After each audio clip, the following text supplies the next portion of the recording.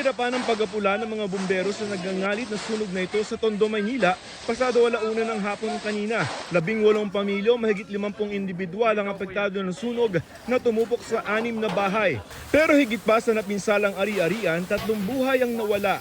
Mag-asawang senior citizen na edad 70 at 78 at ang kanilang 45 anyos na anak. Isang fire volunteer naman ang nabagsakan ng paleta at 3 iba pa ang nasugatan.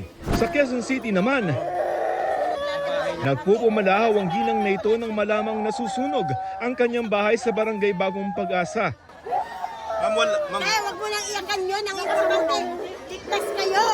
Kwento ng nasunugan na si Lucia, umalis siya ng bahay para sa isang meeting sa barangay. Pag-uwi niya, tupok na bahay. Wala na po. Wala na siyang nadating. Sa video na ito, kitang-kita kung paano nilamon ng apoy ang mga bahay na gawa sa mga light material. Halos walang natira sa mga ito. Umabot sa unang alarma ang sunog na nagtagal ng halos 1 oras.